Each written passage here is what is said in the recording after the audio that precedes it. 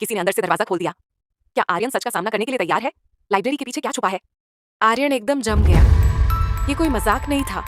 कोई लाइब्रेरी के अंदर था, या शायद कुछ और।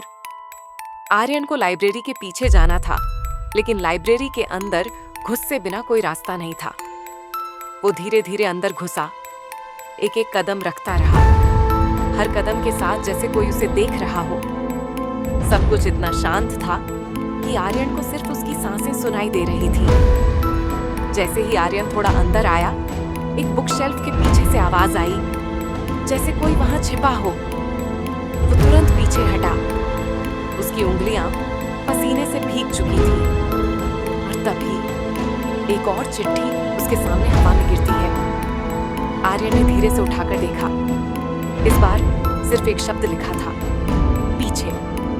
आर्यन को एक सेकंड लगा समझने में, और जैसे ही वो रिएक्ट करने वाला था, किसी ने उसके कंधे पर हाथ रख दिया। एक पल के लिए उसकी सारी बॉडी सुन्न हो गई। मन की हर एक सोच जैसे जम गई थी, जैसे किसी ने दिमाग का स्विच बंद कर दिया हो। हवा एकदम ठंडी हो चुकी थी। आर्यन के रोंगटे खड़े हो गए। धीरे से उसने पलट कर देखा, पर वहां कोई नहीं था।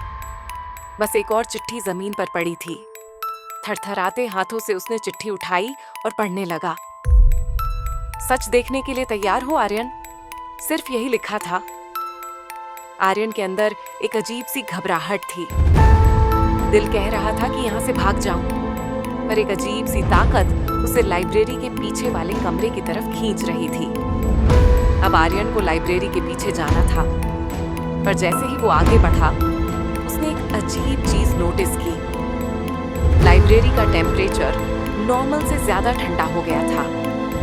एक ठंडी हवा उसे छूकर गुजर रही थी, जैसे कोई उसे वार्न कर रहा हो। जैसे ही आर्यन पीछे वाले दरवाजे तक पहुंचा, देखा वह दरवाजा पहले से ही हल्का सा खुला था, जैसे कोई उसे अंदर बुलाने का इंतजार कर रहा हो। आर्यन ने धीरे से दरवाजे को और थोड़ा धक्का दिया। अंदर एकदम अंधेरा था, एक गहरा अंधेरा जो अंदर के डर को और ज्यादा बड़ा कर रहा था। बस एक चीज दिख रही थी, एक पुरानी लकड़ी की मेज और उसके ऊपर एक फोटो फ्रेम। आर्यन ने फोन की फ्लैशलाइट ऑन की और धीरे से आगे बढ़ा। उसका हर कदम लाइब्रेरी के लकड़ी के फ्लोर पर गूंज रहा था। उसने फोटो फ्रेम उठाया और एक सेकंड के लिए उसकी सारी बॉडी फिर से जम गई। उसमें हॉस्टल के 5 लड़कों की तस्वीर थी, पर सबसे शॉकिंग बात यह थी कि उनमें से एक तस्वीर आर्यन की भी थी। आर्यन ने सोचा, मेरी तस्वीर एकदम बीच में कैसे? और नीचे एक लाइन भी लिखी थी, एक बच्चा अब भी बाकी है। आर्यन की सारी यादें एक पल में दिमाग में घूमने लगी। अद्विक, रोहन, कुणाल, समीर, जो एक एक करके हॉस्टल से गायब हो गए। पर सबसे डरावनी बात यह थी कि ये फोटो पुरानी लग रही थी, जैसे ये पता नहीं कब की खींची गई हो। पर आर्यन ने कभी ये फोटो खिंचवाई ही नहीं थी। आर्यन ने तुरंत पीछे मुड़ने की कोशिश की, पर जैसे ही उसने फ्लैशलाइट घुमाई, कोई उसके बिल्कुल सामने था। आर्यन से सिर्फ 1 इंच दूर एक चेहरा जो मर चुका था, अद्विक। उसकी आंखें सिर्फ एक ही बात कह रही थीं, अब तू भी इसमें शामिल है। आर्यन की बॉडी जम चुकी थी। वो सांस तक नहीं ले पा रहा था। उसके फोन की फ्लैशलाइट अब भी अद्विक के चेहरे पर थी, पर उसकी परछाई वहां नहीं थी। ये कोई सामान्य चीज नहीं थी, ये कोई सामान्य इंसान नहीं था।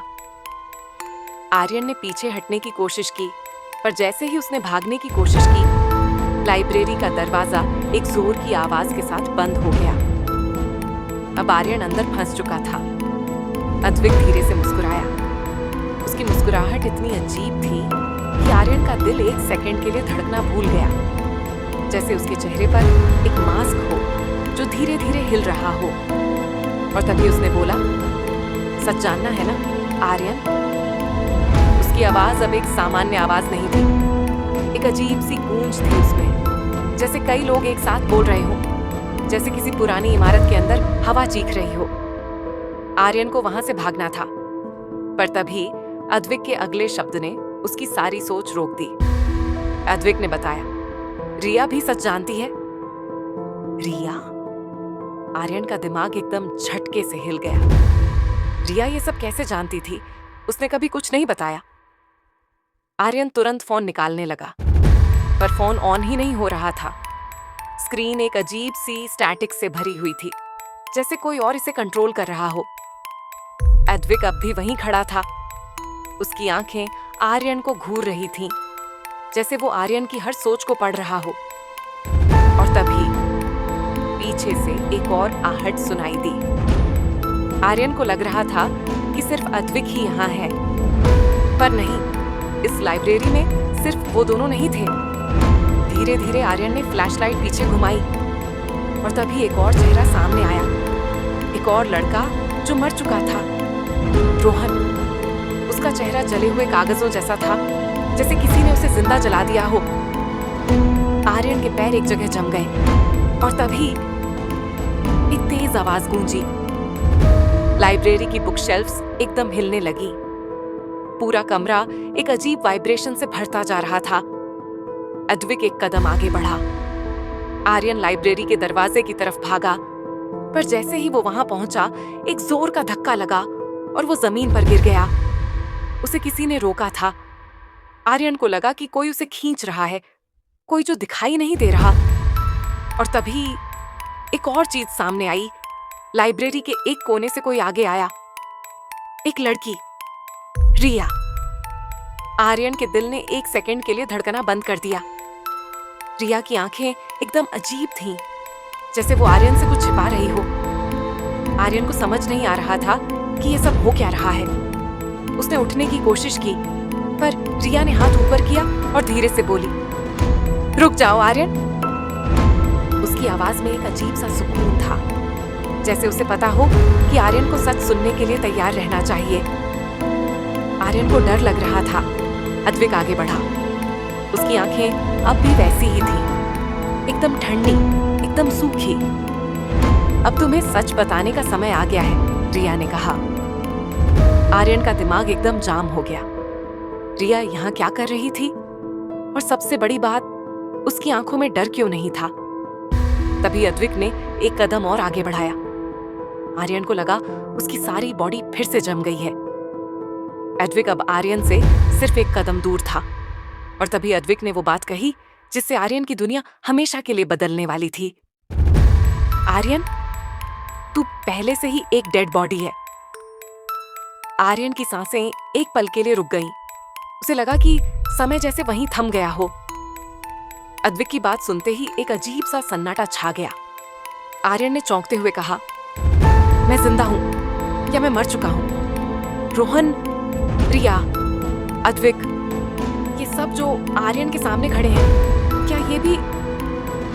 आर्यन को अब उसकी ही दुनिया एक अजीब खेल लग रही थी। और तभी लाइब्रेरी की लाइट्स एक पल के लिए झिलमिलाईं। एक ठंडा सा हवा का झोंका आया और एक आवाज गूंज उठी, अब सब साफ हो जाएगा।